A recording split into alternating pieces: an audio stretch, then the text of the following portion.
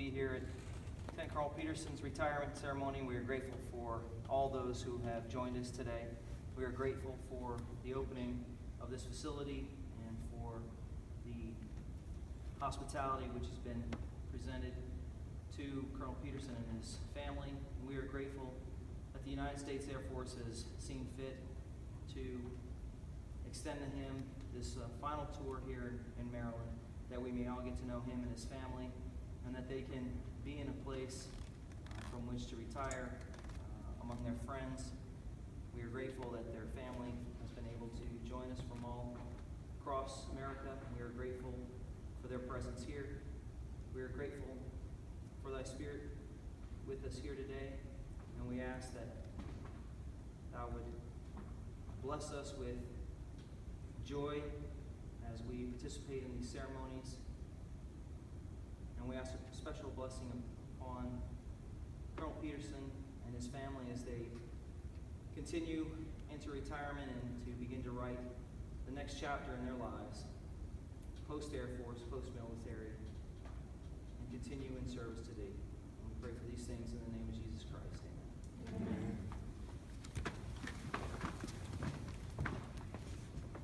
Please be seated. Ladies and gentlemen, the presiding officer for today's ceremony, Lieutenant Colonel Wayne Gillard. Good afternoon, everyone. I'd really like to just start off with a sincere thank you to the Peterson family. It's a true honor for me to come up here and brag about you today, but I get to brag to the people most important to me. As military members, we know what we do. We get decorations, we get awards, we get great assignments, but we leave behind our families who sometimes don't get to see what the long hours mean, what that, it's a term we use, sacrifice, right? It's one thing to say it, it's another thing to live it. So I'd like to sincerely thank all of you for not only letting me come up here and do this, but thank you for supporting your father for all these years. With that, I'll predominantly be talking to the family members today. For the military folks, for other people that are around us, I found that it's, we can throw in all the equipment and we can talk about places and we can talk about things, but the thing I'd like to focus on and the thing that I think is most important is some relationship and community. So that's kind of the tone I'll take with that today, if that's okay with me. So it's really interesting to me reading about what the family has done. I'm really amazed at the scenic route you took in your career. But probably the most telling thing that I think in going over Lance Peterson's career is that when he was coming into the service, I think he had a lot of great influences in his life. And just to kind of point out very quickly, his father, Tech Sergeant Mike Peterson, probably his earliest airman. Would that be your favorite airman? Yeah, all right. I would guess at that. Retired from the Air Force after 22 years of military service, was also in the Army as well. And he was in Vietnam when you were born. So always a challenge for dads and wives to be away during their careers. And it's very tough. Back then we didn't have Skype, we didn't have the internet, and to do this thing called letters. You guys will look that up in the history section. But always a challenge for families, and I know that Mike and Diane not only got through it, but they got through it with you and raised a wonderful son. So terrific. Also, a grandfather, Clarence Peterson, as well. I thought it was really awesome that he was a frogman in the Navy and a medic. So again, those are tough positions to have. That's back when things were really less automated than they are now for us. But terrific start for you history-wise. Really, it probably is where you got your work ethic and your sense of pride and your desire to serve in the military. But terrific. Grew up watching F-4s and F-15s and some fond memories of watching our hardware in the sky. But probably the earliest thing that I found really humorous is you pretty much told the recruiter, any job that doesn't put me in a hole in the ground. I think the recruiter heard hole in the ground and ran with that. So that's a lesson to all the young folks in the audience. Make sure the last thing you say is what you really want, because that might get remembered, right? So after you came back and the recruiter said, guess what, you're going to want to sit down for this, and they offered you this position. I guess probably at that point in time where you, when you went off to Vandenberg to do training, that's probably when you adopted that initial thought of every day above ground is a good one. I think that I stole that from the Missileers, right? You got some fellow Missileers around, so you can ask them about that. But what a great place to start your career, Vandenberg. Twist my arm. I've tried to go there for years. They just don't send non-space folks there. But terrific start for you. And I guess Alexi was born roughly when you got there, and you PCS 15 days out of school and took your brand new baby with you there. So there she is right there. Still got her. But really, probably the earliest thing after they left Vandenberg, you went off to Grand Forks, garden spot for those of you who don't know in the Air Force, choice assignment. And yeah, folks are laughing. But I tell you, what's really impressive is, even though you were in the space and missile career field, you had a lot of things outside of the space and missile career field. And I was really impressed that you were a readiness officer. And so when the town actually flooded, burned, probably flooded again a few more times, your dad was, part of the crew that not only got folks ready, but helped folks kind of put their lives back together. And I think that speaks a lot to the kind of person he is, because it's very challenging to help out entire communities, especially when your own family's there. And I think it takes a special type of person to not only step up and do that, but go outside of what their path is in the Air Force to serve in that capacity. So well done, partner. That's I actually knew some folks that were there in your time. So if you ever need some references on your resume, I'll let them know you were the guy that helped them out on that. So just well done on the community. From there, you headed off to the Netherlands, and a really interesting thing that I thought was very, very tricky of Lance here is that he's tried to get me, in talking to him, to pronounce all these German words. And that's not going to happen, partner. I went to engineering school on purpose. The number's good, language is bad. So I'll kind of truncate those. Feel free to correct me on some of those things. But what an impressive family heading off to the Netherlands. And sure, you had the operational flight stuff, but I think being operational flight commander is kind of expected for your world, and handling a variety of operational things. But what was impressive to me here was you were also a support flight commander. So again, stepping out of the normal, here's just my job kind of box, and doing something a little above and beyond that. And not only was it impressive that your family learned Dutch, how easy was that easy for you guys? So Veel Dank. That's the end of what I remember from my European tour. So, what an adaptable family. I mean, that is terrific. That not only did you take it on as the adults in the house, but your family was able to adapt as well. And that's roughly about when you pinned on captain. So dual flight commander role, putting on captain there, and as a shiny new captain, you got to go deal with protesters while you were there. For those of you who haven't done the European tour before, they are pretty adamant against certain militaries being there, certain assets being in their country, and it is very interesting the first time you encounter protesters. And I think you did real well. There were no international incidents that came out of it, so I would call that a success. But I'm not an international politician or an ambassador, so I guess I'll leave that up to them. But it was interesting in looking this over and chatting with you about it, that you're not sure whether you detained them or they detained you. Again, I just call it a win. That's what I would go for. But you know, interesting that your young ladies went to school.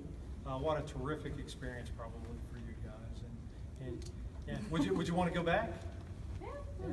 Maybe something like that. But very, very impressive. Impressive that you not only went there and learned the language and blended in, but you were able to excel above and beyond in your job while your family's doing all that. It's a true testament to relationships and bonds that you have. So well done. After that, you decided it'd be nice to go back to America for a little while, touch Schriever Air Force Base there in Colorado. And, you know, again, talking about Millstar and all the great jobs you had, you know, terrific, but I think this was about the time Wyatt came along. And I think it's really cool that you guys lived on Peterson Avenue.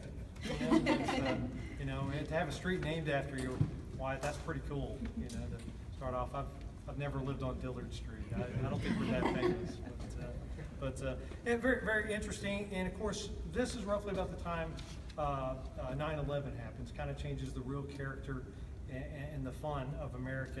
And I can tell you, at that point in time, what you were doing in the Millstar world and in the satellite world was very important. For those of you who aren't real familiar with our nuclear triad, we have the submarines, we have the ICBMs, and we have the bombers. And those three things make all the other countries leave America alone. And so in your career, and I would say not just this assignment, but in your career, you've made sure that all three of those were connected and that no other countries came and messed with America in that time. So big picture for the family. If you didn't realize how important your dad is, he was very important to national security. The people that he worked with, the things that he did, and the things that won't be declassified for another 40 years. I would encourage you guys, when they do declassify them, go look all that stuff up. It's truly terrific. Air Force Research Institute, that's the website you'll want to go on. But you might have to wait a few more days. But the most interesting thing in that time is when using Millstar is a way that we track and we find bad people. And so one of the interesting things that I thought was truly unique is that you were part of Operation Red Dawn. That one you can read about now. But that was the capturing of Saddam Hussein. So you know, it's sometimes when we're doing our day-to-day job, or we're off, you know, in some small little office tucked away somewhere, it's tough to see what you contribute and how you really helped do something. But I can tell you, without satellite communications, we would not have captured him. So thank you for being a part of that. That is, you know, not only did we capture him, but you uniquely got an achievement medal out of the deal. So well done. Beyond that, now this is when you start to do your Fort Belvoir time, right? And now at this point in his career, and I've kind of skipped a few things, but let me just give you an idea of some things leading up to here that gets you in probably one of the most premier jobs that there is. So went to the German Command and Staff College. I got a Meritorious Service Medal as a captain. We normally save that for like lieutenant colonels and above. Achievement medals for literally singular operations. Those are all very unique. That does not happen a lot in our world. So I know it might not mean as much to you guys as it does to the military members, but let me just summarize for you. He's always worked well beyond what he wears on his shoulder. He's always given more, which won't surprise you, to his community than was asked of him. And that's kind of the real point of doing all of that. And so what does that get you? More work gets you more work. The better you're at it, the more scope and responsibility you get. So you guys come over here to the DTRA, as we call it, the Defense Threat Reduction Agency over here in Virginia.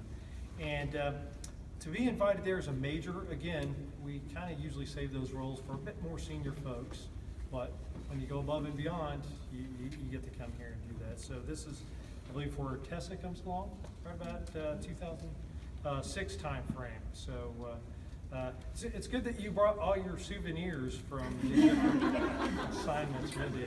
You guys, that's pretty awesome. But you were gone quite a bit in this time frame, and I know that's really tough on the family because we were talking about earlier, you can have a new car, a new house, everything's squared away. The moment the military member leaves, it all takes a tragic turn for, you find out how good warranties are on everything as soon as the military member leaves. But really some interesting time here. So working with 9 nations. So not only is he relatively junior to be at DTRA at this point in time, but he's working with 9 different countries. So these, Slovenia, Croatia, let's see, Serbia, Montenegro, literally everyone that's right in the heart of Europe and right in the heart of all the weapons of mass destruction. So we're trying to find those. They're trying to keep them out of their countries, and your dad's a huge part of that effort. And so really interesting to me how he would always find national leaders roaming around in the hallway. So there's some serious good story time in there, I'm pretty sure. But great that you got to meet all those, but I want to focus on something that I think you did exceptionally well. So the Chief Justice of Bosnia gets into a conversation with him about the District of Columbia being the 51st state. I think you handled that really well. He acquiesced and said, yeah, it's the 51st state. So good job. Another national crisis avoided. Well done, partner. Well done. It's a district, and I would say it's a state of mind, not a state of being in D.C. But well done on avoiding that. It's just very interesting to me. I mean, you've dealt with protesters, you're meeting national leaders, and you know, conversations can be very interesting when you're dealing with foreign perceptions of America and air power. So, like it or not, here you are as a major. You're really an ambassador for the Air Force. You're an ambassador for America, and you're connecting all of these countries with making sure that they don't have bad things in their nation, and you're letting them know that we're there to help them protect themselves and American interests. So, well above and beyond. We should have given you probably ambassador pay along with that. But terrific to see that. But I know you got to meet a couple other folks, some of Secret Service from President Bush's time, Henry Kissinger's folks, Bill Clinton's roommate when he was a Rhodes Scholar at Oxford. So you just know how to find folks. That's pretty terrific. Very exciting time for you. Meanwhile, the family's back here trying to keep everything glued together, right? So well done, ladies, on allowing him the freedom to do that. But this is actually in the timeline. This is where you make your probably one and only classic mistake, and I have to point it out because people who don't make mistakes very often, I just gotta bring this one out. So I actually accepted an assignment to Hamburg, Germany, without discussing with his wife. Now, gentlemen in the crowd, I can tell you there's a lot of mistakes you can make career-wise that you can rebound from. Messing up with Sink House, the commander-in-chief of the house, probably not a good way to go. But you know, is that the only one? Does he have more? Oh, yeah. Yeah. All the rest of us are flawless, so it's all you, partner. But you know, going to the German National War College. Wow. So not only to do your job, but then we start asking you to do your job in German and teach. So orbital mechanics in German. I mean, that's serious skewer punked there. So again, I remember very little German, but wow, I can't do orbital mechanics in English, and I like that stuff. But you know, it really. It's a testament to, again, going above and beyond. So thank you for your benevolence and letting him do that. But all of you get some German out of the deal as well, right? So not a bad place to go. Pretty nice. So you know, it's. I think, you know, watching the family as I kind of went through the history and just learning how adaptable you guys are.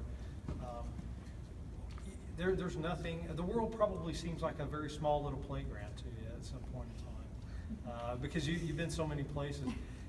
I was told once that the world looks very, very large to people who never go out into it. So people who stay in one place, people who, I know for military families, we never get to go all the way through school in one school district. They usually have you do, 3, 4 high schools sometimes. We do things like that. So thank you for that sacrifice, but I would say thank you for your adaptability as well. And I think it's a great thing. As a person who grew up in a singular high school and then watching our military families go to all these places and not only be there, but thrive while you're there. I truly admire that. I think you get the better end of the deal, personal opinion, but thank you for that. But all good things must come to an end. We've kept you from being underground as long as we possibly could. You had all that European fun. And so we take you once again to a garden assignment off at Air Force Base, smack dab in the middle of the nation, right? And now, what I think's funny in talking with your dad is that he said it actually ended up being a really great assignment. And having been to Offutt, having been assigned there roughly the same time as you guys were, pleasantly surprised as well. Did you learn to speak Nebraskan? Eventually. I might need a translator if I ever go back. So German, I can probably fake. Dutch, yeah, conversational, but conversational Nebraskan. I just couldn't quite get on board with that. That was a tough assignment for me, but use those skills you may need it for the future. But it's interesting that you go from there. But once again, going to the Global Operations Center in Nebraska, that is a huge responsibility. So if you don't know what that is, I'll let the guy who knows what's classified not tell you that later. So ask him. But I can tell you when the term Global Operations Center kind of says it all. So anytime something happens, a lot of folks at Offutt Air Force Base get real excited, and a lot of national leaders want to talk to them. Well, the guy who connected them with the information is your dad right there. That's exactly what he did while he was out there. And I thought it was interesting. That was right during the North Korea.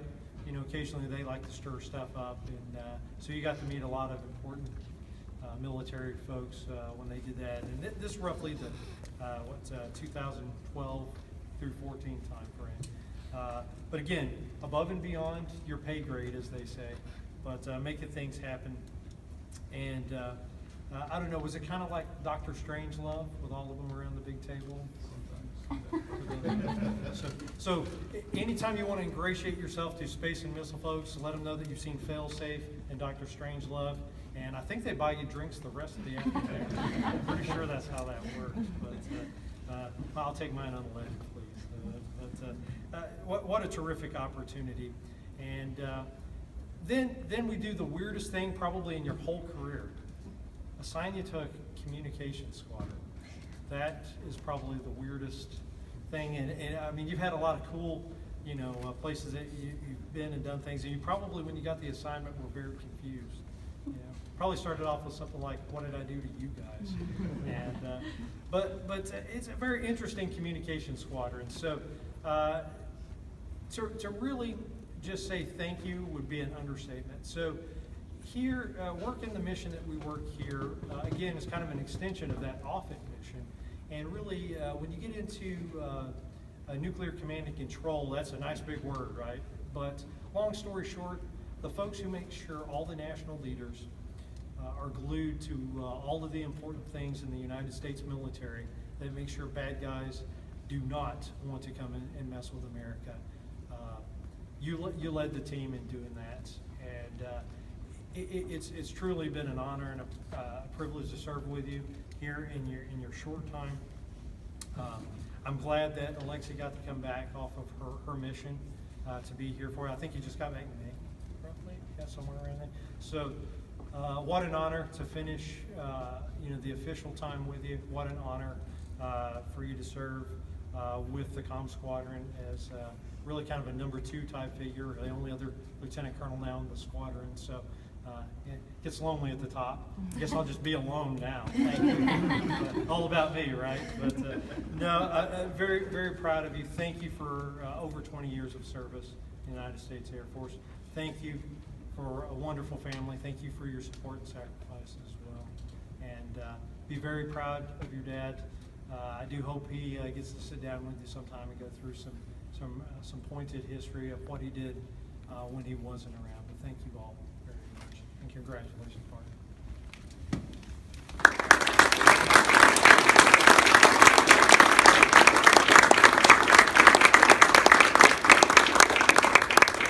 Thank you, Lieutenant Colonel Dillard. Lieutenant Colonel Peterson, would you please proceed to the front?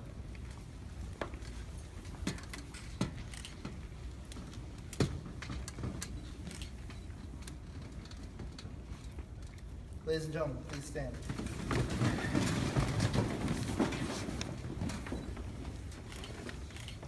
Attention to order. This is certified that Secretary of Defense is authorized to award the Defense Meritorious Service Medal, First Berkeley Cluster, Lieutenant Colonel Lance M. Peterson. Lieutenant Colonel Lance M. Peterson, United States Air Force, distinguished himself by exceptionally meritorious service as a senior advisor, Nuclear Command and Control, Mission Management Office, within the Information Assurance Directorate for the National Security Agency Central Security Service from October 2014 to September 2016. During this period, Colonel Peterson's outstanding leadership and technical expertise directly enhanced the nation's security and nuclear posture. Specifically, his in-depth knowledge of weapon system and emergency action procedures were critical in assessing and improving nuclear surety capabilities for all current and future weapons programs. Additionally, as a senior military advisor, Colonel Peterson's comprehensive understanding of the nuclear enterprise directly contributed to multiple threat assessments and analyses to address potential vulnerabilities to our nation's arsenal. Finally, his keen insights into the Air Force personnel system and agency's manning process were critical to ensuring appropriate military manning for space and nuclear-related officers throughout the Information Assurance Directorate for future and current mission requirements. The distinguished accomplishments of Lieutenant Colonel Peterson culminated a distinguished career in the service of his country and reflect great credit upon himself, the National Security Agency Central Security Service, the United States Air Force, and the Department of Defense.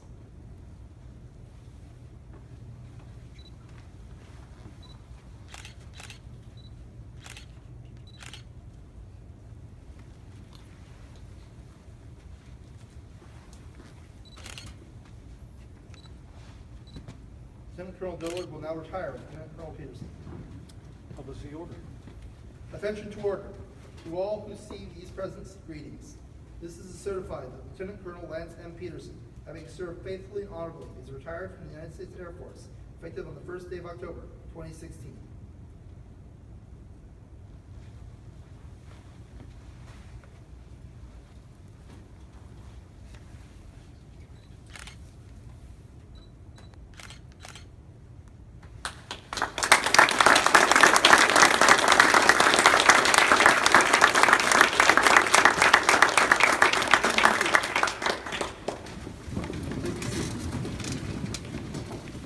Lieutenant Colonel Dillard will now present Lieutenant Colonel Peterson with his certificate of retirement.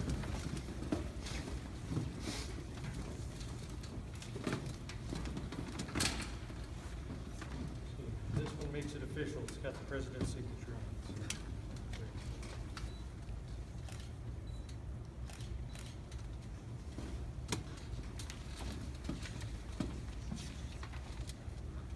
Lieutenant Colonel Dillard and Mrs. Peterson will now present Lieutenant Colonel Peterson with the Air Force Retired Lapel Pin. I will definitely do that.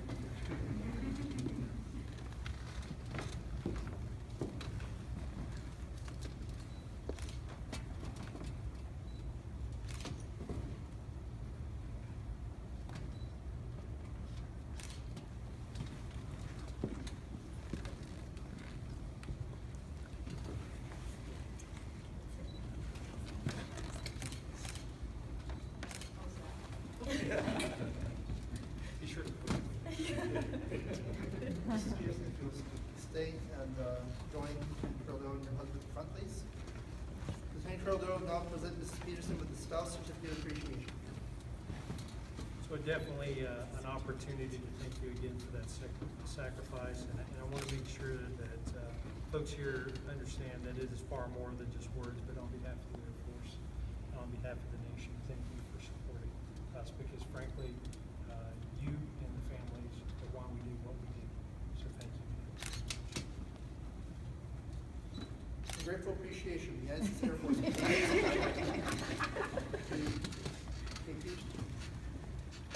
For commitment and numerous contributions made positive impacts to nation's events. Thank you for the support which gave strength and purpose to your spouse's service. Given this 21st day of July, 2016. Thank you, Mr. Speaker.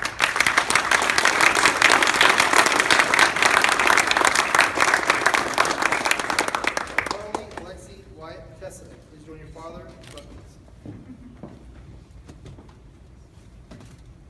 Lieutenant Colonel Dillard will now present Carly Alexi Wyatt and Tessa Peterson with their certificates of appreciation. Again, hopefully I did your dad's career justice. And he's got a lot of great stories. He has a lot of story to tell. Thank you all very much for your sacrifice. We're happy to give him back over in this. United States Air Force, 70th Intelligence Surveillance Reconnaissance Wing, 25th Air Force, grateful appreciation. United States Air Force presents these certificates of appreciation to Carly Alexi Wyatt and Tessa Peterson for the commitment and numerous contributions that made positive impacts to this nation's events. Thank you for the support which gave strength and purpose to your father's service. Given this 21st day of July, 2016.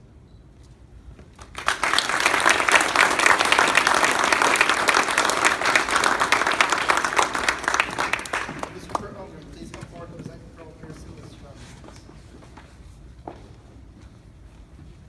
So I'm with National Security Agency, where Lance is currently right now with us with our office. We mentioned in the meritorious service medal that some of the things he's done for us. We appreciate all that you've done through the organizations that are above us, that we have to answer to, the senior leaders that you are advising as you go down to the Pentagon and bring back information and things we have to make decisions on. So all the way from the director through the information assurance director, and, our boss at the engineering solutions office. I would like to say congratulations on your retirement and your career. Thank you. Thank you for sharing him with us for a couple of years. He said he didn't want to go into the hole in the ground. He came into, I won't call it a hole in the ground, but it certainly is behind the curtain. So we can't talk a lot about what he did, but he's done some really great things for us, and we appreciate your service. I have a couple of things for you. One first from the director of information assurance. We appreciate he extended his appreciation for all you've done for NSA for information assurance. Then from director of the Trusted Engineering Solutions office and their staff, they appreciate you as well, and offer that congratulations on your retirement. Thank you for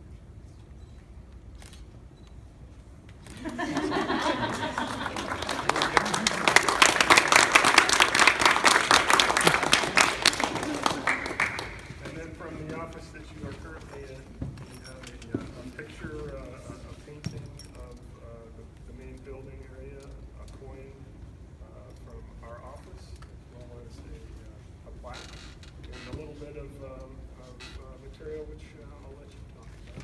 And if anyone asks, as much as you can talk about. And some signatures for the heads.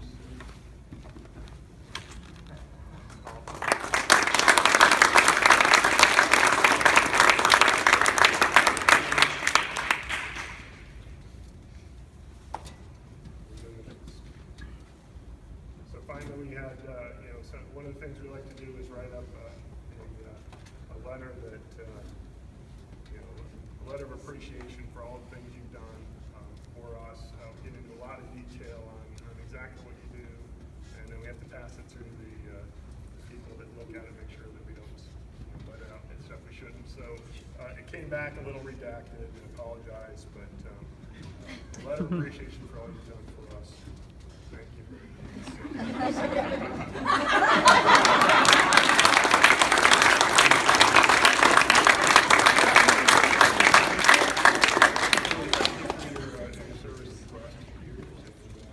Good luck.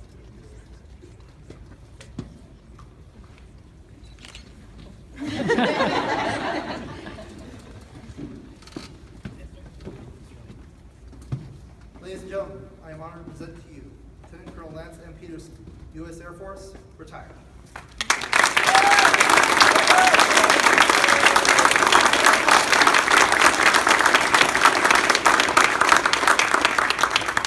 want to start by thanking my wife.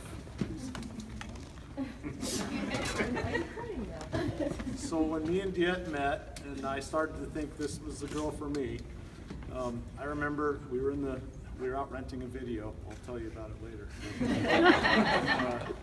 We had a long talk about how I was going to join the Air Force one day.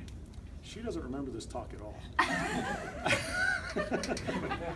So we joined the Air Force, and when I was, we got to Holland, and I went ahead and I got us a house, and she followed behind with the kids, and she was tired, of course. It'd been a long trip, so I put them in bed, and I went to work, and I did what I needed to do, and then I ran right back home because I was concerned. You know, my wife had been pretty adventurous in college. She had traveled the United States, but this was her first time overseas.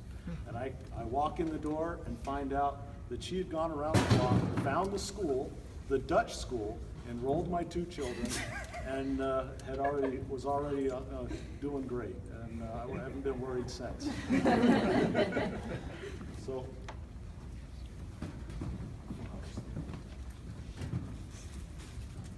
So after 21 years in the military, I got you 21 roses. Thank you very much.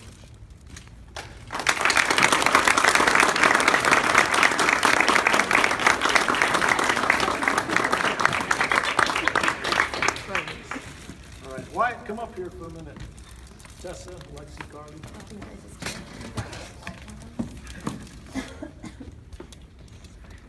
So, you know, I've been to a lot of these, and the kids always get gifts. And I thought really hard about what I can get my kids after 21 years in the Air Force. So I figured the most appropriate gift is, of course, to get a t-shirt.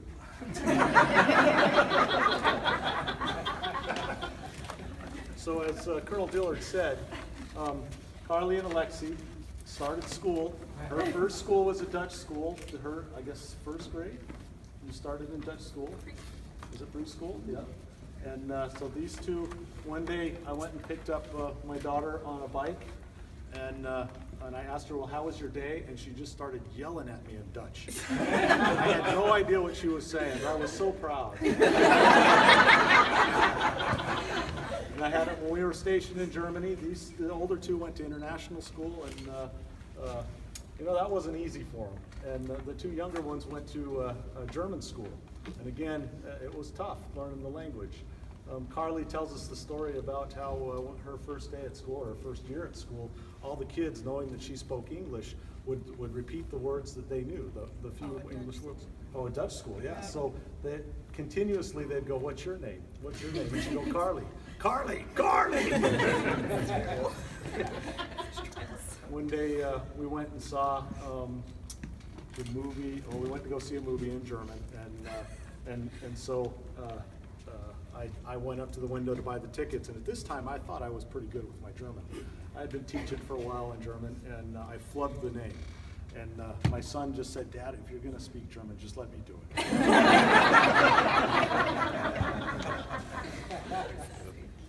All right. Tessa, we put her in, she's a shy young lady. And I remember going to pick her up one day at the German preschool. And there she was over with her German friends, just playing away without what I thought her being shy wasn't shy at all. She just fit right in. You guys have made a lot of sacrifices to follow me around and taking care of Mom when I was away, and I appreciate it.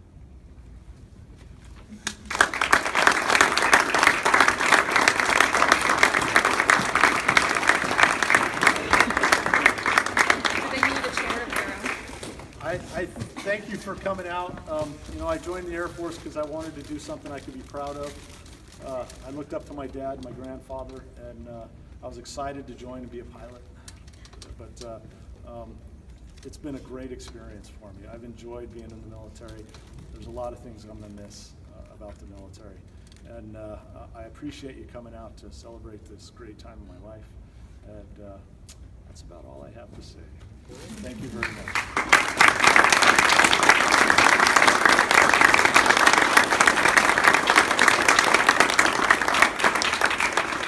Ladies and gentlemen, the United States Air Force is proud that Lieutenant Colonel Peterson is one of our nation's leaders. We wish him every success in his future endeavors.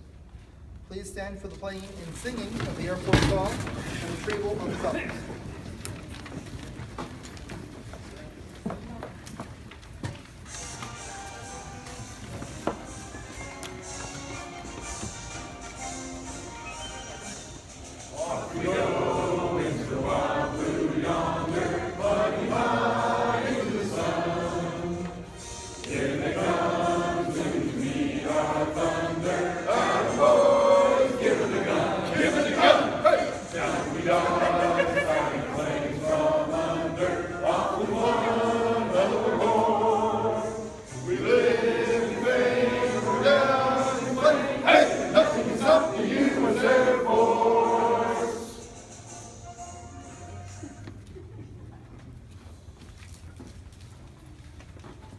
Color guard, attention! Color guard, advance.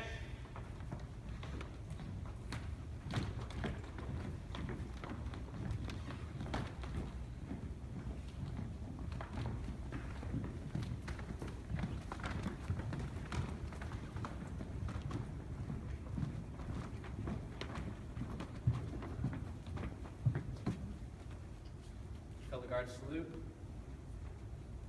2. Color guard, retrieve the colors. Color guard, left face. Color guard, advance.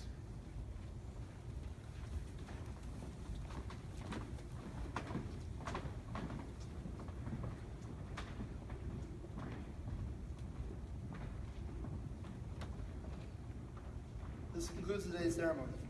Please join Lieutenant Colonel Dillard in congratulating Lieutenant Colonel Peterson and his family for receiving mine. Thank you.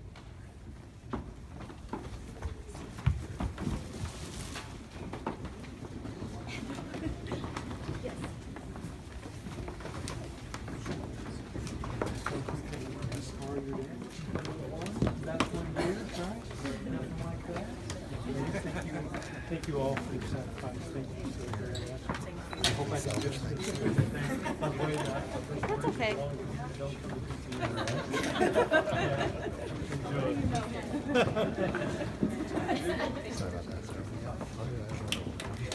What's that? No. Nobody noticed.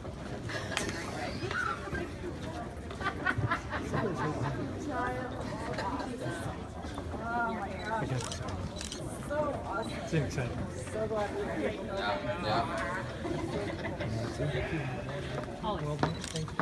Thank you again.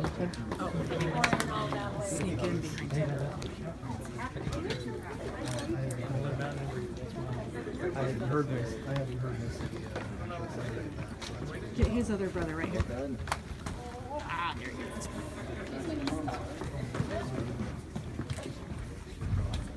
Your best. You saved the day.